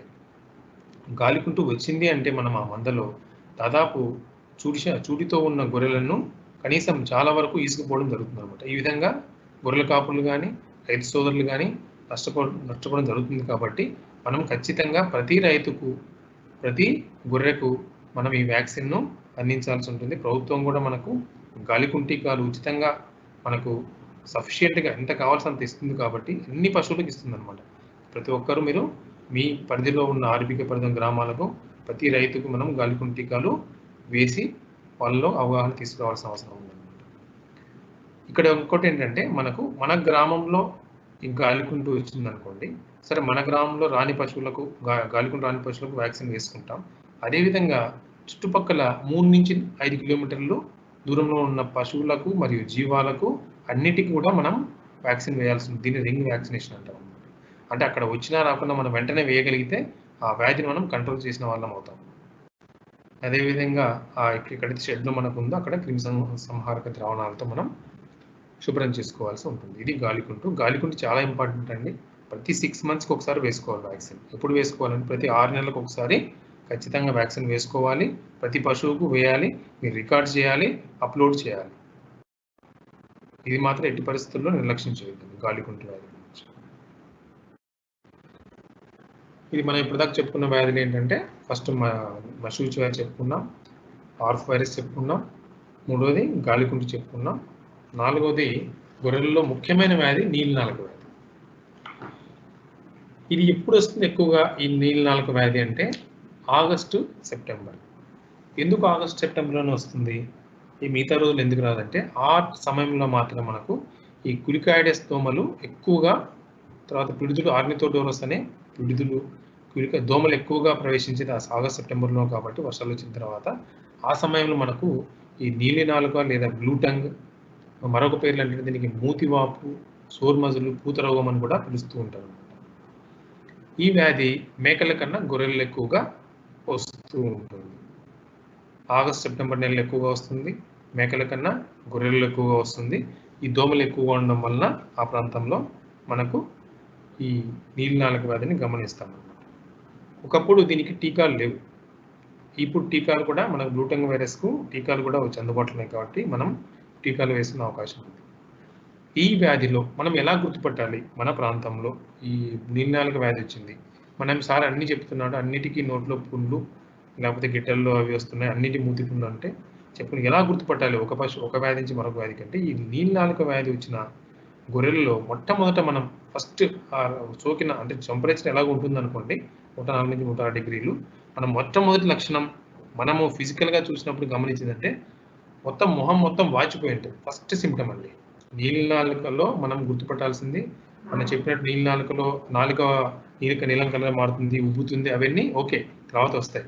కానీ ఫస్ట్ సిమ్టమ్ మనం ఫీల్డ్లో గమనించేది ఏంటంటే మూతి మొత్తం వాపు వచ్చేసింది. మొత్తం ఆ ఫేస్ అంతా వాపు, మొత్తం కళ్ళు, ముక్కు, తలంతా వాచిపోయి ఉంటుంది. అది ఫస్ట్ సిమ్టమ్. నిజంగా మీ ప్రాంతంలో మీరు గొర్రెల్లో ఈ ఆగస్ట్ సెప్టెంబర్ నెలల్లో ఏదైనా గొర్రెలు హై టెంపరేచర్ ఉండి మొహం మొత్తం వాచిపోయి ఉంటే మీరు ఫస్ట్ సస్పెక్ట్ చేయాల్సింది, ఫస్ట్ అనుమానించాల్సిన వ్యాధి ఏంటంటే నీలినాలుక వ్యాధి అనమాట. ఈ వ్యాధి మనకు ప్రతి చోట వస్తుంది. ఎస్పెషల్లీ ఈ కురికాటి దోమలు ఎక్కువ ఉన్న ప్రాంతాల్లో మరీ ఎక్కువగా వస్తుంది అనమాట. ఈ వ్యాధి మందలో సోకిన తర్వాత మినిమం 10% జీవాలు ఈ వ్యాధితో చనిపోతాయి. ఎందుకు చనిపోతాయంటే ప్రధానంగా ఇవి మూతి, పెదవులు, చిగులు మొత్తం వాచిపోతాయి అనమాట. సో నీళ్లు తాగే పరిస్థితి లేదు, మేత తినే పరిస్థితి అంతకన్నా లేదు. కాబట్టి ఇక్కడ మరణాల శాతం ఎంత ఉంటుంది? మనకు 10% ఉంటుంది. ఈ ఇందాక చెప్పుకున్నాం కదా సిమ్టమ్, మనం మూతి, పెదవులు, చిగుళ్ళు మొత్తం వాపొచ్చు. ఇక్కడ చూడండి, ఈ గొర్రెకు మొత్తం మొహం మొత్తం వాచిపోయింది. దాని తర్వాత మనకు ఈ నాలుక మీద సిమ్టమ్స్ అనేవి స్టార్ట్ అవుతాయి. ఇక్కడ చూడండి ఫోటో, మొత్తం అంత డ్యామేజ్ అయిపోయింది. ఈ లేయర్ అంతా ఎపిథీలియల్ లేయర్ అంటాం దీన్ని, ఇదంతా డ్యామేజ్ అయిపోయింది. అదేవిధంగా చిగుళ్ళ భాగం కూడా రక్తం వస్తుంది. ఇక్కడ కూడా చూడండి, ఈ ప్రాంతం ఇదంతా పై పెద కింది పెదవంతా డ్యామేజ్ మనకు కనపడతా ఉంది. మనకి ఎప్పుడైతే నోట్లో పుండ్లు, చిగుళ్ళు డ్యామేజ్ కావడం ఇలాంటి సందర్భాల్లో మనకు సెలవేషన్ అనేది కామన్. ఖచ్చితంగా సెలవేషన్ అనేది జరుగుతూ ఉంటుంది. ఈ రక్తనాళాలు ఏవైతే ఉంటాయో నాలుక కింది భాగం రక్తనాళాలు, ఆ రక్తము బ్లూ కలర్, అంటే ఆ రక్తము కలర్ చేంజ్ కావడం వల్ల ఆ నాలికకు బ్లూ కలర్ అనేది స్టెయినింగ్ జరుగుతుందన్నమాట. అందువల్ల నీలి నాలుక అనే పేరు వచ్చింది దానికి. ఇప్పుడు ఇక్కడ చూడండి, ఇక్కడ కూర్చున్న గొర్రె జొల్లు కార్చడం వల్ల, అంటే సెలవేషన్ వల్ల ఈ ప్రాంతం అంతా ఇట్లా కంటిన్యూస్గా సెలవేషన్ జరుగుతూ ఉంటుంది. గొర్రెలు మేత తినడం కానీ నీళ్ళు తాగడం కానీ వీలుంటుంది అనమాట. డిఫరెంట్ ఫొటోస్ ఇవి, ఫీల్డ్లో ఉన్న ఫొటోస్ ఇవన్నీ. సో ఈ విధంగా మనకు డ్యామేజ్ అనేది కనపడుతూ ఉంటుంది. సో మనం వ్యాధిని నిర్ధారించేటప్పుడు మనం అన్ని రకాలుగా ఆలోచన చేసుకోవాలి. ఏ సమయంలో వ్యాధి వస్తుంది? ఆగస్ట్ సెప్టెంబర్లో వస్తుందా? ఈ ప్రాంతంలో దోమలు ఉన్నాయా అనే అన్ని లక్షణాలు బేరీజ్ వేసుకొని మనం ఒక నిర్ధారణకు రావాల్సి ఉంటుంది. ఇంక ఇవన్నీ మామూలే, మనకి ఎప్పుడైతే గాలికుంటెట్లా చెప్పుకున్నామో అవన్నీ దీనికి ఒక గిట్టలు తప్ప మొత్తం అవి లక్షణాలు ఉంటాయి. చొంగగారడం, కళ్ళు, మూతి మొత్తం వాచిపోయి ఆహారం తీసుకోలేక గొర్రెలు మరణించడం జరుగుతుంది. చికిత్స యాంటీ కామన్ అనమాట, వైరస్ డిసీజ్ కాబట్టి ఇవన్నీ మనకు 1:1000 kmn4 ద్రవం, అంటే పొటాషియం పర్మాణిత ద్రవంతో ఖచ్చితంగా కడగాల్సి ఉంటుంది. అదేవిధంగా బోరోగ్లిజరిన్ 2% ఉతపోయాలి. వేప నూనె కూడా పూసి తేలిగ్గా జీర్ణమయ్యే రాగంబలి జావా ఇవ్వాల్సి ఉంటుంది. యాంటీబయాటిక్స్ కూడా మనం పశువైద్యుని సలహా మేరకు దాని కండిషన్ బట్టి మనం ఈ 3 నుంచి 5 రోజుల పాటు ఈ యాంటీబయాటిక్స్ అంత పశువు యొక్క పరిస్థితిని బట్టి ఇవ్వాల్సి ఉంటుంది. ఇందాక చెప్పుకున్నాం కదా, మనం ఈ గాలికుంటు టీకాలు వచ్చేసి ప్రతి 6 నెలలకు ఒకసారి వేస్తాం. అదేవిధంగా గ్లూటెన్ విషయానికి వస్తే మనం సంవత్సరానికి ఒక్కసారి వేస్తాం, అంటే 12 నెలలకు ఒక్కసారి నీలి నాలుక మనకు టీకాలు వేయాల్సి ఉంటుంది. వ్యాధిగ్రస్త జీవాలను సపరేట్ చేసుకోవాలి, గొర్రెలను. అదేవిధంగా షెడ్యూల్ మొత్తం క్లీన్ చేసుకోవాలి.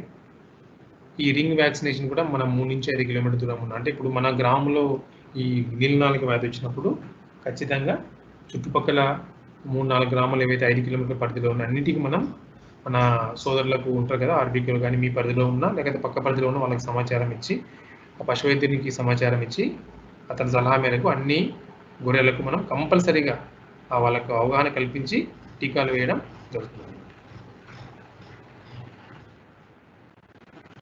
ఇక మనం ఇందాక చెప్పుకున్నట్టు బ్లూటంగ్లో ఎలా వ్యాపిస్తుంది వైరస్? ప్రధానంగా ఈ దోమల ద్వారా వ్యాపిస్తుంది, కులికాయిడెస్ దోమల వల్ల వ్యాపిస్తుంది అని చెప్పుకున్నాం. కాబట్టి మనము ఈ వ్యాధి రాకుండా నివారణ చేసుకోవాలంటే ముందు మనం పరిసరాలు శుభ్రంగా ఉంచుకోవాలి. అంటే ఇప్పుడు గొర్రెలు నిలబెట్టే స్థలంలో కానీ, గొర్రెలు ఉంచుకున్న షెడ్ ఏరియా కానీ మనం ఈ దోమలు లేకుండా చూసుకోవాలి. అంటే మనం ఇలా చేయాలంటే సాధారణంగా గ్రామాల్లో ఏం చేస్తుంటారంటే ఈ వేప పొగ అనేది పెడతా ఉంటారు. కిటికాల నివారణ వేప పొగ అనేది దానివల్ల మనకి దోమలు తగ్గి మనకు ఈ వ్యాధి ఎక్కువగా సోకకుండా ఉండేదానికి అవకాశం ఉంటుంది. అదేవిధంగా బుటాక్స్ మందు కూడా మనం స్ప్రే చేయగలిగితే సో అక్కడ ఈ వ్యాధి తీవ్రత అనేది తక్కువగా ఉంటుంది. ఇంకా లైట్స్ అంటే మనం సఫిషియెంట్గా వెలుతురు ఉంచగలిగితే లైటింగ్, అక్కడ దోమలు ఉన్నావు కాబట్టి మనకు ఈ వ్యాధి కూడా కాస్త తక్కువగా ఉంటుంది. ఆవులు, గేదెలు ఈ వ్యాధి రాదు జనరల్గా. 99% ఈ వ్యాధి అసలు ఇక్కడ చూడం మనం. బ్లూటంగ్ అనేది ఓన్లీ గొర్రెల్లో మాత్రమే చూస్తాం. కాకపోతే పశువులు ఏంటంటే ఇవి కనిపించకపోయినా వ్యాప్తి చేస్తాయి అన్నమాట. పశువుల్ని వైరస్‌ని వ్యాప్తికి కారకాలు అవుతాయి. అది బ్లూటింగ్ గురించి. నెక్స్ట్ వచ్చేసి మరొక ప్రధానమైన వ్యాధి పీపీఆర్ వ్యాధి. ఇది కూడా అందరూ వినే ఉంటారు. ఈ వ్యాధి గొర్రెలు మరియు మేకలు రెండిట్లోనూ వ్యాపిస్తుంది. అదేవిధంగా దీనికి కారకమైన వైరస్ పేరు ఏంటి వచ్చేసి మార్బిల్లీ లేదా పారామిక్స్ వైరస్ అనే వైరస్ వల్ల ఇది పీపీఆర్ అనేది ఎక్కువగా సోకుతుంది. మరొక ముఖ్యమైన పాయింట్ ఏంటంటే పీపీఆర్ వ్యాధి పిల్లల్లో వ్యాధి తీవ్రత ఎక్కువగా ఉంటుంది. పెద్దల వాటిలో కూడా ఖచ్చితంగా ఉంటుంది. బట్ పిల్లల్లో చాలా మరణాల శాతం ఎక్కువగా ఉంటుంది అన్నమాట. వ్యాధి సోకిన జీవాల్లో పిల్లల్లో మరణాలు, ఎందుకంటే ఇది పిల్లల్లో ఊపిరితిత్తుల వ్యవస్థకు అటాక్ చేస్తుంది కాబట్టి ఈ వైరస్. పెద్దవాటిలో మనకు జీర్ణ వ్యవస్థ మరియు శ్వాస వ్యవస్థ అటాక్ చేస్తుంది. బట్ పిల్లల్లో మాత్రం ఎక్కువగా చిన్నపిల్లల్లో ఈ శ్వాస వ్యవస్థ అంటే లంగ్స్కి అటాక్ చేయడం వల్ల త్వరగా మరణాలు సంభవిస్తూ ఉంటాయి. టెంపరేచర్ కామన్ 106 to 104, ఇంకా అంతకంటే ఎక్కువ వస్తుంది. ఈ పీపీఆర్ వల్ల మనం ఎట్లా గుర్తుపట్టాలా మన ప్రాంతంలో? ఇప్పుడు ఇందాక బ్లూటింగ్ చెప్పుకున్నాము. ఆగస్ట్ సెప్టెంబర్ మాసాల్లో హై టెంపరేచర్ వచ్చి మనకు ఆ లక్షణాలు కనిపించినాయంటే ఖచ్చితంగా మనం దాన్ని ఈ బ్లూటింగ్గా నిర్ధారిస్తాం అన్నమాట. అదేవిధంగా హై టెంపరేచర్ వచ్చి మనకు ఈ వెంట్రుకలు లేని భాగాల్లో మనకు ఈ ఎరుపు మచ్చలు కనపడితే దాన్ని మనం మశూచిగా నిర్ధారిస్తాం. అంటే ప్రాథమికంగా, తర్వాత మనం ల్యాబ్లో చేసుకోవచ్చు. ప్రాథమికంగా మన స్థాయిలో మనం ఈ విధంగా నిర్ధారణ చేసుకోవచ్చు. అదేవిధంగా పీపీఆర్ని ఏ విధంగా నిర్ధారించుకోవాలి మన ఫీల్డ్ లెవెల్లో, మన స్థాయిలో అంటే మనం ఏదైనా మందను విజిట్ చేసినప్పుడు అక్కడ హై టెంపరేచర్ ఉండి విరేచనాలు, దుర్వాసనతో కూడిన విరేచనాలు మేకల్లో కానీ గొర్రెల్లో కానీ ఎక్కువగా ఉంటే అది మనం పీపీఆర్గా ప్రాథమికంగా భావిస్తాం అన్నమాట. ఒకటి దుర్వాసనతో కూడిన ప్రధానమైన లక్షణము దుర్వాసనతో కూడిన నల్లటి విరేచన. నల్లటి ఎందుకు చెప్తున్నామంటే ఇక్కడ ఒక్కొక్కసారి రక్తపు చారికలు కూడా మనకు ఈ విరేచనాల్లో కనపడతాయి. రక్తం అంటే మనం ఎరుపుగా ఉండదు, అది నలుపుగా ఉండదు, అందువల్ల నల్లని విరేచనాలు అని చెప్పారు. సో రక్తము బ్లాక్ కలర్లో మనకు అక్కడ ఈ విరేచనాలతో పాటు వస్తుంది కాబట్టి మనకు ఈ పీపీఆర్ను ప్రధానంగా గుర్తుపడతాం. సో విరేచనాలతో పాటు ఇంకా ఏం లక్షణాలు ఉంటాయంటే చిగుళ్ళు, పెదవుల మీద పొక్కులు ఏర్పడడం, అది కామన్గా ఉంటుంది. ఊపిరితిత్తులకు కూడా దాడి చేస్తుంది కాబట్టి వైరస్ శ్వాస తీసుకోవడం కష్టంగా ఉంటుంది. మనకు ప్రధాన లక్షణం ఏంటంటే ఒకటి విరేచనాలు, రక్తంతో కూడిన విరేచనాలు కానీ బేసిక్గా నల్లగా ఉంటాయి, దుర్వాసన ఉంటుంది. ఇది ప్రధాన లక్షణము. రెండవది ఏంటంటే ప్రధాన లక్షణము ఈ ముక్కులోంచి కారే చీమిల్లో కూడా రక్తం అనేది మనకు చారికలు కనపడతాయి అన్నమాట. మొత్తం బ్లాక్ అయిపోతుంది, ముక్కు మొత్తం కంప్లీట్గా బ్లాక్ అయిపోతుంది. గట్టిగా అది చీమినప్పుడు దాంట్లో రక్తపు చారికలు కూడా మనకు ఆ ముక్కులు చివరిలో కనపడతా ఉంటాయి. అది నాని ఏమవుతుందంటే ఆ ముక్కు ఇదంతా డ్యామేజ్ అయిపోయి అక్కడ కూడా ఎపిథెలియల్ లేయర్ లేచిపోవడం జరుగుతుంది. సో అక్కడ పుండ్లు కూడా ఏర్పడతాయి. ఏదైనా అంతే కదా, అక్కడ ఎక్కువసార్లు నానినప్పుడు ఏమవుతుందంటే అక్కడ ప్రాంతంలో మెత్తబడి పుండ్లు ఏర్పడి మళ్ళీ సెకండరీ బ్యాక్టీరియల్ ఇన్ఫెక్షన్ వచ్చే అవకాశం ఉంటుంది అన్నమాట. సో నోట్లో పొక్కులు ఏర్పడినప్పుడు ఇది మేత తీసుకోలేదు, శ్వాస ఆడడం కష్టంగా ఉంటుంది. అదేవిధంగా గొర్రెలు కూడా హై టెంపరేచర్ వల్ల ఈసుకుపోయే ప్రమాదం ఉంటుంది అన్నమాట. పీపీఆర్లో కూడా ఖచ్చితంగా మనకు ఈ అబార్షన్స్ అనేవి చాలా కామన్గా కనపడుతూ ఉంటాయి.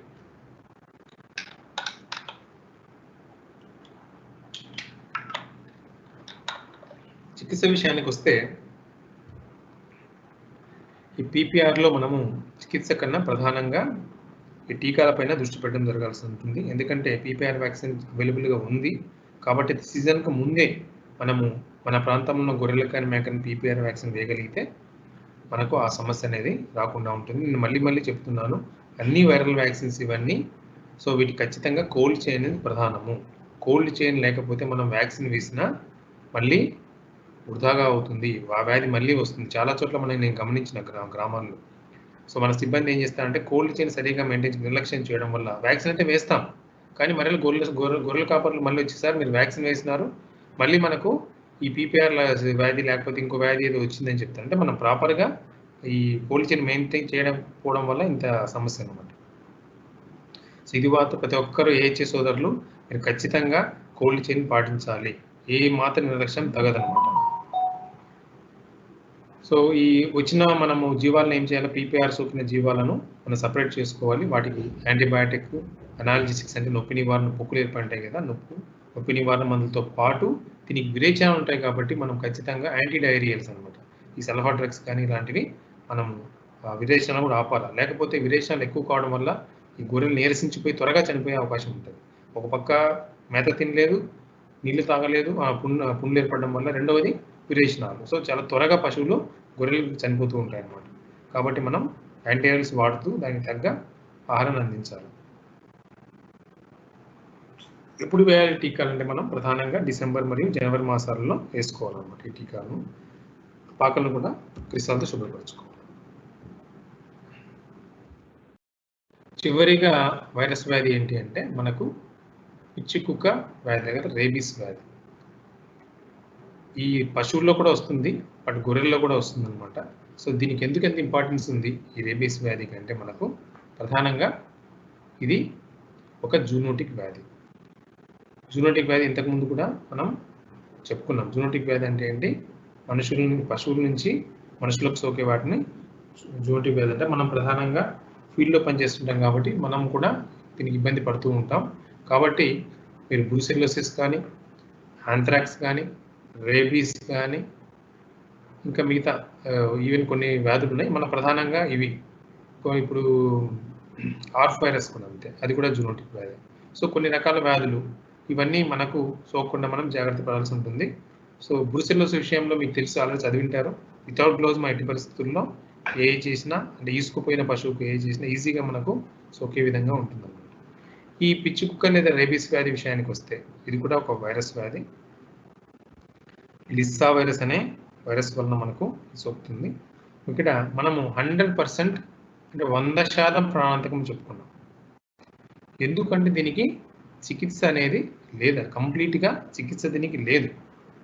ఒక్కసారి ఈ వ్యాధి వచ్చింది అంటే ఖచ్చితంగా గొర్రె కానీ, ఎద్దు కానీ, మనిషి కూడా చనిపోవాల్సింది. వేరే ఆప్షన్ అయితే, వేరే ఆధారం దీనికి లేనే లేదు. ఎలా వ్యాపిస్తుంది మీకు అందరికీ తెలుసు. ప్రధానంగా మన ప్రాంతాల్లో కుక్క కాటు వలన వ్యాపిస్తుంది.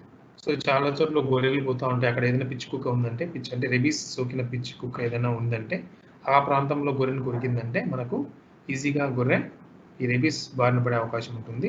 సో ఇదే కుక్కలు మనిషికి కరిచినా కూడా మనకు వస్తుంది అనమాట. ఏ విధంగా వ్యాప్తి చెందుతుందంటే జంతువులు, గబ్బిలాల వలన పశువుల్లో ప్రధానంగా సంభవిస్తుంది. సో ఈ కుక్క కొరికినప్పుడు మనం వెంటనే ఎలా కనుక్కోవాలంటే కనుక్కోలేము. ఈరోజు కుక్క కరిచింది, ఆ మందులో అతను గొర్రెల కాపురం ఎక్కడో ఉంటాడు, అది ఎక్కడో తిరుగుతూ మేస్తూ ఉంటుంది, అక్కడ కరిచింటుంది అనుకోండి. సో అతను మనకు చెప్పలేడు, ఆ లక్షణాలు బయటపడడానికి కొంత సమయం తీసుకుంటుంది కాబట్టి మనం వెంటనే కనుక్కోలేము పశువులు, గొర్రెల విషయానికి వస్తే. అదే పెద్ద పశువులు, ఆవులు లేదా గేదెలు తీసుకోండి. ఒకవేళ రైతు మనకు మీ దృష్టికి తీసుకొచ్చారు, సార్ మా ఎద్దుకు లేదా ఆవుకు, గేదెకి పిచ్చి కుక్క కరిచింది, దాన్ని చంపేసినాము కుక్కని, సో ఆ కుక్క మా పశువు కరిచిందంటే మనం ఇమ్మీడియట్గా అంటే అతను కుక్క కరిచిన 48 అవర్స్ లోపు ఖచ్చితంగా 48 అవర్స్ లోపు మనం ఈ వ్యాక్సినేషన్ అనేది చేయాల్సి, రెబీస్ వ్యాక్సినేషన్ అనేది మనం చేయాల్సి ఉంటుంది అన్నమాట. సో ఆ విధంగా చేస్తే మనం ఆ పశువులు కాపాడుకోవచ్చు. అంతేకాని కుక్క కరిచిన తర్వాత ఎప్పుడో 3 నెలలకు 4 నెలల లక్షణాలు బయటపడిన తర్వాత మనం చేయగలిగింది ఏమీ లేదు. మనుషులకు కూడా అంతే, మనకు కూడా ఏదైనా కుక్క కరిచినప్పుడు వెంటనే టీకా వేసుకుంటాం. ఖచ్చితంగా 48 అవర్స్ లోపల మనం టీకా వేసుకోవాల్సింది. అంతేకాని నిర్లక్ష్యం చేస్తే ఆ లక్షణాలు బయటకు వచ్చిన తర్వాత ఎటువంటి వైద్యం అనేది ఎవరికి, పశువులకు కానీ మనుషులకు కానీ లేనే లేదు. సో ఈ విషయాన్ని మనం అవేర్నెస్ కూడా కల్పించాలి. జూనోటిక్ వ్యాధుల గురించి కూడా మనం రైతుల్లో సరైన అవగాహన అనేది కల్పించాల్సి ఉంటుంది అన్నమాట. సో ఇది ఎలా వ్యాప్తి చెందిందంటే కుక్కల్లో ప్రధానంగా ఈ రేబీస్ వ్యాధి సోకిన కుక్కల్లో ఈ లాలాజలంలోనూ అత్యధిక శాతం వైరస్ ఉంటుందన్నమాట. మనకు ఈ రేబీస్ వైరస్ ప్రధానంగా దాడి చేసేది మనుషుల్లో ఎక్కడంటే న్యూరల్ సిస్టమ్, అంటే నాడీ వ్యవస్థ మీద ప్రధానంగా దీన్ని దాడి చేస్తుంది ఈ వైరస్ అనేది. ఈ నాడీ వ్యవస్థను దాడి చేస్తుంది కాబట్టి లాలాజలంలో ఎక్కువ శాతం వైరస్ ఉంటుంది. ఆ కుక్క కరిచినప్పుడు దాని పంటి ఘాట్ల ద్వారా ఈ లాలాజలం ప్రవేశించి అక్కడి నుంచి అక్కడ లోకల్గా ఉన్న నాడులు ఉంటాయి కదా, నర్వ్స్, ఆ ప్రాంత నాడుల్లోకి ప్రధానంగా ఆ నాడీ సెల్స్ అంటే నర్వ్ సెల్స్ అంటాం, నాడీ కణాల్లో మొదట ఈ వైరస్ అభివృద్ధి చెంది అక్కడి నుంచి మొదట మెదడుకు చేరుకుంటుంది. కుక్క కానీ లేకపోతే ఏదో పశువు కరిచిన ప్రాంతం నుంచి ఆ ప్రాంతంలో ఉన్న నాడీ కణాలలో మొదట వైరస్ మల్టిప్లై అయ్యి అక్కడి నుంచి మొదట చేరుకునేది ఎక్కడికి? బ్రెయిన్ అంటే మెదడుకు చేరుకుంది. నాడీ ప్రధానమైన హెడ్ ఆఫ్ ది డిపార్ట్మెంట్ అదే కదా మనకు. నాడీ వ్యవస్థకు ప్రధానమైన హెడ్ వచ్చేసి మెదడు కాబట్టి మొదట అక్కడ చేరుకుని అక్కడ భారీగా డెవలప్ అవుతుంది, మల్టిప్లై అయిపోతుంది. అక్కడి నుంచి మళ్ళీ అన్ని ఆర్గాన్స్కు నాడుల ద్వారా మళ్ళీ వ్యాప్తి చెందుతుంది అనమాట. దీంట్లో మనకు ప్రధానంగా 2 లక్షణాలు మనం చూస్తూ ఉంటాం. ఒకటి ఉగ్రరూపం, 2 శాంతరూపం. పశువులు అనమాట. గొర్రెలు కానీ, ఎద్దులు కానీ, ఆవులు కానీ ఏవైనా సరే మనం ఈ ప్రధాన లక్షణాలు ఏవి కనపడతాయంటే ఒకటి ఉగ్రరూపము, రెండవది శాంతరూపం. ఉగ్రరూపంలో లక్షణాలు వేరేగా ఉంటాయి, శాంతరూపంలో లక్షణాలు వేరేగా ఉంటాయి. ప్రధాన ఉగ్రరూపానికి వస్తే మనము ఈ శబ్దాలకు అతిగా స్పందించడం. అంటే ఒక ఎద్దు కానీ లేకపోతే గొర్రెలు సాధారణంగా తక్కువ అనుకుని దాడి చేయడము. బట్ లక్షణాలు నర్వస్ సిమ్టమ్స్ అయితే చాలా క్లియర్ కనపడతాయి. మన యజమాని మీద దాడికి కారణమవుతాయి అన్నమాట. ఏదైనా ఇంతకుముందు చిన్న చిన్న శబ్దాలకు ఓవర్గా స్పందించడం, ఉలిక్కి పడడం, లేకపోతే యజమాని పొడవడానికి రావడం, అలాంటి లక్షణం మనం క్లియర్గా చూస్తూ ఉంటాం. లేకపోతే ఇతర జంతువులపైన దాడి చేయడం, మనిషి నడుచుకుంటూ పోతున్న వాళ్ళు పొడవడానికి పోవడం, ఈ విధమైన లక్షణాలు మనం ఈ ఉగ్ర రూపంలో అనేది చూస్తూ ఉంటాం. వాటి అరుపు కూడా చాలా డిఫరెంట్గా ఉంటుంది. ఉగ్ర రూపంలో కూడా అరుపులో కూడా గొంతులో ఆ నాడీ వ్యవస్థ దాడి చేయడం వలన ఆ ట్రాకియాకు సప్లై చేసే ఈ నర్వ్స్ డ్యామేజ్ కూడా ఆ అరుపు కూడా చేంజ్ వస్తుంది అనమాట. ఆ వాయిస్లో కూడా తేడా వస్తుంది. నడకలో కూడా ఈ నాడీ వ్యవస్థ దెబ్బతినడం వలన నడక కూడా నర్వ్స్ దెబ్బతిని సరిగా సమన్వయం లేక అడుగులు తడబడతాయి అన్నమాట. పిచ్చి పిచ్చిగా విపరీతంగా అరవడం, ఇటువంటి లక్షణాన్ని మనకు కనపడతాయి. ప్రధానమైన ఈ ఉగ్రరూపం లక్షణం అంటే హైడ్రోఫోబియా. హైడ్రోఫోబియా అంటే ఏంటంటే నీటికి భయపడడం.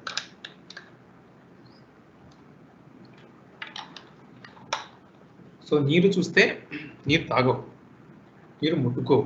దీన్ని హైడ్రోఫోబియా అంటారు. మరో ప్రధానమైన లక్షణం ఏంటంటే ఫోటోఫోబియా.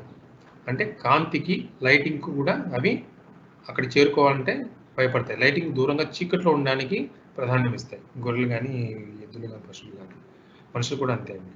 Hydrophobia, photophobia. హైడ్రోఫోబియా అంటే నీటికి ముట్టుకోకపోవడం, ఫోటోఫోబియా అంటే వెలుతురుకు రాకపోవడం, చీకట్లో ఉండడానికి ప్రయత్నించడం అనమాట. సో ఈ విధంగా శరీర ఉష్ణోగ్రత కొంచెం ఎక్కువగా ఉంటుంది. ఈ నర్వ్స్ డ్యామేజ్ కావడం వల్ల సెలైవా తయారైన నోట్లో లాలాజలం మింగలేక మొత్తం అలా కారిపోతూ ఉంటుంది అనమాట. అదేవిధంగా నెమరు వేయలేదు. సో ఎక్కడికక్కడ నర్వ్స్ అన్ని డ్యామేజ్ అవుతాయి కాబట్టి నెమరు వేయలేదు. అదేవిధంగా పక్షవాతం అంటే ఒళ్ళంతా మొత్తం నర్వ్స్ డ్యామేజ్ అయ్యాయి కాబట్టి బియ్యం పేడ వేయలేదు. తోక ఓవైపు వేలాడుతూ ఉంటుంది అనమాట. సో ఇది చాలా ఉగ్రరూపంలో పశువు, గొర్రె కానీ చాలా తక్కువ సమయంలోనే ఆల్మోస్ట్ 48 అవర్స్ టు 72 అవర్స్లోనే ఈ చనిపోవడం జరుగుతుంది అనమాట. రెండవది శాంతరూపం. దీనికి ఆపోజిట్గా ఉంటుంది శాంతరూపం. ఉగ్రరూపం అంటే పశువు చిన్నదానికి ఉలికిపడము, అతిగా స్పందించడము, గట్టిగా అరవడము, దాడి చేయడము, ఇట్లా అన్నీ ఓవర్గా ఉంటాయి సిమ్టమ్స్ ఉగ్రరూపంలో. ఈ శాంతరూపంకి వచ్చేసరికి మనకు ఈ రెండో రకం చెప్పుకున్నాం కదా రేబీస్లో. శాంతరూపంకి వచ్చేసరికి పక్షవాతం ప్రధానంగా ఉంటుంది. పశువు రెస్పాండ్ కాదనమాట. అక్కడ ఓవర్గా రెస్పాండ్ అయితే ఇక్కడ మనకు అసలు రెస్పాన్సే ఉండదు. పశువు అలికినా లేకపోతే మనము అదిలించినా కూడా కదలకుండా అలాగే ఉండిపోతుంది. కాళ్ళు పక్షవాతం రావడం వల్ల నడిచే పరిస్థితి వేలాడబడి ఉంటాయి. తోక కానీ కాళ్ళు కానీ నడిచే పరిస్థితి ఉండదు, లేచే పరిస్థితి ఉంది చాలా చోట్ల. నోటి నుంచి ఒక కారుతూనే ఉంటుంది నాకు చెప్పుకున్నట్టు. ఇది చనిపోవడానికి ఒక 6 నుంచి 7 రోజుల సమయం పడుతుంది అనమాట. నిదానంగా చనిపోవడం జరుగుతుంది అనమాట. సో ఇక్కడ మన పాత్ర ఏంటి ఇక్కడ? సరే వైద్యం లేదని చెప్తున్నావు, వైద్యం లేని చెప్తున్నాం, మనం చికిత్స లేదు. సో మనం ఏం చేయాలి పాత్ర అంటే మనం చేసేది ఏం లేదు, దీనికి మనం చనిపోయేంత వరకు వేచి చూడటమే. రెండవది రైతుకు అవగాహన ఉండదు, రైతుకు తెలియదు ఆ కుక్క కరిచిన విషయం. సో మన ఆర్బీకి సెంటర్ తీసుకొచ్చాడు అనుకోండి. సో మనం లక్షణాలను గమనించాలి. లక్షణాలను గమనించి దాన్ని మనం నిర్ధారించాల్సి ఉంటుంది. అంటే చరిత్ర కూడా ఇంపార్టెంట్, హిస్టరీ కూడా చాలా ఇంపార్టెంట్. సో దానికి లక్షణాలు హైడ్రోఫోబియా, ఫోటోఫోబియా కానీ లేకపోతే పశువు నరువు లక్షణాలు అంటే మనం దేనికైనా గోడ గుద్దుకోవడము, లేకపోతే మనిషి మీద దాడి చేయడం, ఏంటి లక్షణాలు కనపడితే మనం రేబీస్గా అనుమానించాల్సి ఉంటుంది. అదేవిధంగా మనం కూడా నాలుక పట్టుకొని పరీక్ష చేయడము, అటువంటి ప్రయత్నాలు గ్లౌజ్ లేకుండా చేయకూడదు. ఎందుకంటే ఈ నోటి లాలాజలంలో సలైవలో అధిక శాతంలో వైరస్ ఉంటుంది కాబట్టి మన చేతులకు కూడా వేళ్ళ భాగంలో కానీ వేలు చివరి భాగంలో చిన్న చిన్న కట్స్ ఉంటాయి మనకు కూడా. అటువంటి పరిస్థితుల్లో మనం ముట్టుకున్నప్పుడు ఆ సలైవ మన వేళ్ళ మీద పడితే మనకు కూడా ఈ వైరస్ సోకే అవకాశం ఉంది. జూనోటిక్ వ్యాధి కాబట్టి మరింత జాగ్రత్తలు పాటించాల్సి దీనికి వేసిన నీడిల్స్ కూడా మరొక దానికి వాడకపోవడము. సో ఇటువంటి జాగ్రత్తలు మనం తీసుకోవాలి. ఆ నీళ్ళు పొరపాటున ఏదైనా మనం ఇంజెక్షన్ వేసి ఉంటే ఆ నీళ్ళు మనం డిస్పోజ్ చేయాలి. ఎట్టి పరిస్థితుల్లో మరొక పశువుకు కానీ మరొక గొర్రెకి కానీ మనం వాడకూడదు అనమాట. ఇందాక చెప్పుకున్నట్టు దీనికి చికిత్స లేదు. మనం ఏం చేయాలి? కుక్క కరిచిన వెంటనే ట్యాప్ వాటర్ కింద అంటే ఫ్లోయింగ్ వాటర్ ఉంటుంది కదా, దాని కింద ఫాస్ట్గా ఫ్లో అయ్యే వాటర్ దగ్గర మనం ఒక 5 to 10 minutes అట్లా పెడితే ఆ లోకల్గా ఉండే వైరస్ అంతా మనకు పక్కకు వాటర్ ఫ్లోలో వెళ్ళిపోవడం జరుగుతుంది. అదేవిధంగా సబ్బుతో మనం కార్బోలిక్ యాసిడ్ సబ్బుతో, ఆల్మోస్ట్ సబ్బులోని కార్బోలిక్ యాసిడ్ ఉంటాయి సబ్బులోనిట్లో, సబ్బుతో మనం శుభ్రంగా క్లీన్ చేసి ఆ ట్యాప్ ఫ్లోయింగ్ వాటర్లో పెట్టగలిగిన పశువులకు కానీ మనకైనా సరే అది చాలా వరకు వైరస్ శాతం తగ్గిపోతుంది అనమాట. సో టించరు పూయాలి ఆ ప్రాంతంలో. తర్వాత ఇంజెక్షన్స్ టీటీ మనకు ఈ టెటనస్ రాకుండా టీటీ ఇంజెక్షన్ అనేది టెటనస్ టాక్సైడ్ అంటాం దాన్ని, ఆ ఇంజెక్షన్ అనేది వేయాల్సి ఉంటుంది. రెండవది ఏఆర్వి అంటే యాంటీ రేబీస్ వ్యాక్సిన్, ఇది ఖచ్చితంగా వేసుకోవాలి. పెన్సిల్ ఇంజెక్షన్స్ కూడా వాడతాము. అయితే ఏఆర్వి టీకా మనం కరిచిన తర్వాత వేసుకోవాలా, ముందే వేసుకోకూడదు అంటే మనం బ్రహ్మాండంగా ముందే వేసుకోవచ్చు. ప్రొఫిలాక్టిక్ వ్యాక్సినేషన్ అంటాం. అందుకే చాలా వరకు ఈ పెంచుకునే కుక్కల్లో ఏఆర్వి టీకాలు అనేది మనం ప్రతి సంవత్సరం ముందే వేస్తామన్నమాట. సో ఒకవేళ వేరే కుక్క వచ్చి పిచ్చుకు దాన్ని కరిచినా కూడా మనకు ఎటువంటి ఇబ్బంది లేకుండా మనం ఆ విషయం వేసుకోవడం జరుగుతుంది అనమాట. సో కరిచిన తర్వాత మనం ఈ టీకాలు ఎలా వేసుకోవాలి? ఇందాక చెప్పుకున్నట్టు 48 hours లోపల మనం టీకాలు స్టార్ట్ చేయాలి. వ్యాధి లక్షణాలు పోయిన తర్వాత చికిత్స చేయలేము కాబట్టి మనము కరిచిన వెంటనే అంటే 48 hours కాకుండా ఎంత త్వరగా వెళితే అంత అనమాట. సో అదే మనం టీకా వేసిన రోజును జీరోగా భావించాలి. అదేవిధంగా జీరో ఈరోజు అనుకుంటే మనం రేపు లేదు ఎల్లుండి 3వ రోజు అవుతుంది. అదేవిధంగా 7వ రోజు, 14వ రోజు, 28, 90 రోజు అట్లా మొత్తము మనం 6 టీకాలు వేయాల్సి ఉంటుంది ఎప్పుడు కరిచిన తర్వాత. సో ఈ విధంగా మనం ఈ రోజులు మిస్ అవ్వకుండా ఒక టైం టేబుల్ వాళ్ళకి ఇచ్చేసే బుక్ లాంటిది ఖచ్చితంగా ఆ పశువుల్లో వేస్తున్న ఆ పశువుని కాపాడుకోవాలన్నమాట. లేకపోతే ఆ పశువుని కాపాడుకోవడం చాలా కష్టం. ఇది అండ్ వైరస్ డిసీజ్ గురించి మనం ఈ గొర్రెల్లో చెప్పుకున్నాం. సో మనం ప్రధానంగా వైరస్ డిసీజ్ గురించి చెప్పుకోవాల్సి వచ్చినప్పుడు 2 పాయింట్లు గుర్తుపెట్టుకోవాలి. దీనికి వైరస్ వ్యాధులకు చికిత్స ఉండదు కాబట్టి సోకిన మందలో గొర్రెలను మనం ముందు సపరేట్ చేయాలి. చికిత్సకు సపరేట్ చేసిన తర్వాతనే మిగతా వాటికి వ్యాక్సిన్ చేయాలి. సో వ్యాక్సిన్ చేసే ముందు ప్రధానంగా మనం గుర్తుపెట్టుకోవాల్సింది ఏంటంటే వీటికి ఖచ్చితంగా కోల్డ్ చైన్ అనేది మెయింటైన్ చేయాల్సి ఉంటుంది. ఐస్ లేకుండా ఎట్టి పరిస్థితుల్లో మనం క్యారీ చేయకూడదు, వ్యాక్సిన్ వేయకూడదు. వేసినా ఫలితం ఉండదు. కాబట్టి ఈ విషయాలు దృష్టిలో పెట్టుకొని మీరు వైరస్ వ్యాధుల మీద అవగాహన పెంచుకోవాలి. ధన్యవాదములు.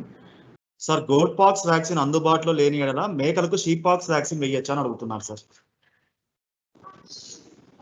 ఓకే, గోట్ పాక్స్ వ్యాక్సిన్ ఇంతకుముందు మీరు అడిగిన ప్రశ్న ఏంటంటే ఇంతకుముందు మన గోట్ పాక్స్ వ్యాక్సిన్ లేదు అసలు. ఓన్లీ షీప్ పాక్స్ వ్యాక్సినే వచ్చేది, గోట్ పాక్స్ వచ్చేది కాదు. మేము స్టార్ట్ జాయిన్ అయినప్పుడు అప్పుడు ఏం చేసేవాళ్ళం అంటే షీప్ పాక్స్ వ్యాక్సిన్ ఇప్పుడు మనము గోట్స్ కూడా వాడేవాళ్ళం, అన్నింటికీ వేసేవాళ్ళం.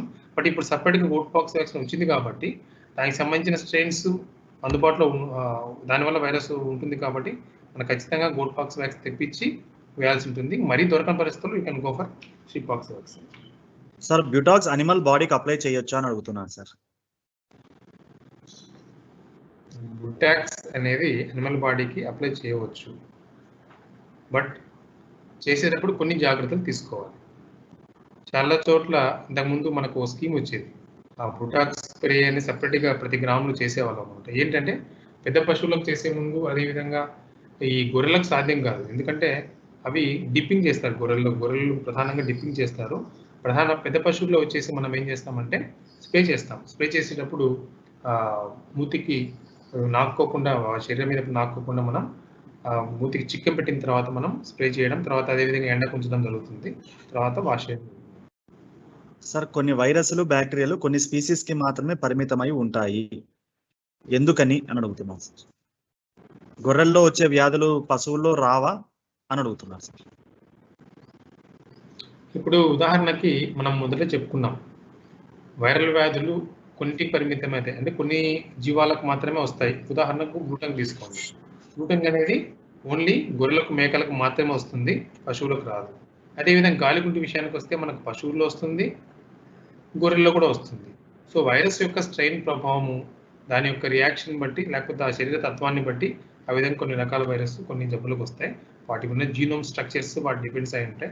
సో, అంత డీటెయిల్‌గా మనం కూడా అవగాహన లేదు. దేనికి ఎందుకొస్తుంది అంటే గ్లూటంగ్ నీలినాలిక గొర్రెలకే ఎందుకొస్తుందంటే దానికి ఆ జబ్బు దానికే వస్తుందన్నమాట. సో, ఆ వైరస్ దానికి అటాక్ చేయగలుగుతుంది. ఒకవేళ ఆ వైరస్ గ్లూటంగ్ వైరస్ పశువుల్లో చేరినా దానికి క్యాపబిలిటీ ఉండదు. దానికి వ్యాధి కలిగించే శక్తి దానికి ఉండదు కాబట్టి దాంట్లో రాదన్నమాట. అంతే. ఇప్పుడు ఉదాహరణకు మనమే ఉన్నాము. మనం వైద్యం చేస్తుంటాం. గ్లూటంగ్ వైరస్ మనం కూడా దానికి అఫెక్ట్ అయ్యే అవకాశం ఉంటది. కానీ మనకు రాదు. ఎందుకంటే ఆ వైరస్ మనలో వ్యాధి కలిగించే శక్తి దానికి ఉండదన్నమాట. సార్ లార్జ్ అనిమల్స్ కి రేబీస్ వ్యాక్సిన్ ఉండదా?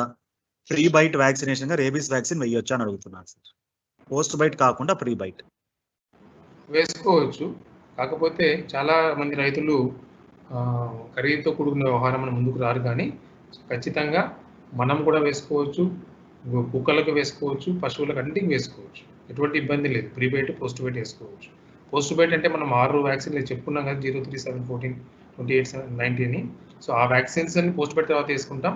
మొదటగా అయితే అన్ని డోసులు అవసరం లేదు. ఒక డోస్ సరిపోతుందన్నమాట. ఒక వ్యాక్సిన్ వేస్తే సరిపోతుంది. ఇంకో ముఖ్యమైన విషయం గుర్తుపెట్టుకోవాల్సిందేంటంటే మనం దీంట్లో ఈ రేబీస్ వ్యాక్సిన్ పెద్ద పశువులకైనా అదే డోసే, చిన్న కుక్క పిల్లలకైనా అదే డోసే. డోస్ ఏం చేంజ్ అవ్వదన్నమాట. సార్ నిరుడు సంవత్సరం లార్జ్ అనిమల్స్ అన్నిటికీ లంపీ స్కిన్ డిసీజ్ అటాక్ అయింది కదా సార్. వాటికి Yes. షీపాక్స్ వ్యాక్సిన్ వేసాం. ఎందుకని వేసామని అడుగుతున్నారు సార్. లంపీ స్కిన్ వైరస్‌కి, ఈ షీపాక్స్ వైరస్‌కి ఆ జీనోమ్ స్ట్రక్చర్ ఇందాక చెప్పుకున్నాం మనం వైరస్ స్ట్రక్చర్‌లో. ఆ జీనోమ్ స్ట్రక్చర్ చాలా దగ్గరగా ఉన్నందువల్ల శాస్త్రవేత్తలు ఏం చెప్పారంటే, మనకి present lumpy skin disease virus తయారు చేయలేదు. వ్యాక్సిన్ తయారు చేయలేదు ఆ వైరస్‌కి. మొన్నటి వరకు మనకు గ్లూటెన్ కూడా వ్యాక్సిన్ లేదు. వ్యాక్సిన్ వచ్చి కూడా ఒక 5, 6 ఇయర్స్ అవుతుంది అంతే. 6 అవర్స్ 6-7 ఇయర్స్ అవుతుంది. సో, అంతకుముందు గ్లూటెన్ కూడా వ్యాక్సిన్ లేదు. సో, ఈ ప్రెజెంట్ ఈ లంపీ స్కిన్ డిసీజ్ ఇంకా వ్యాక్సిన్ రాలేదు కాబట్టి, దానికున్న జీనోమ్ స్ట్రక్చర్ దీనికి చాలా దగ్గర పోలికలున్నాయనే ఉద్దేశ్యంతో శాస్త్రవేత్తలు ముందు టెంపరరీగా కొంత కంట్రోల్ చేయడానికి మనకి దీనికి షీపాక్స్ వ్యాక్సిన్ చేయడానికి మనకు అనుమతినిచ్చారు.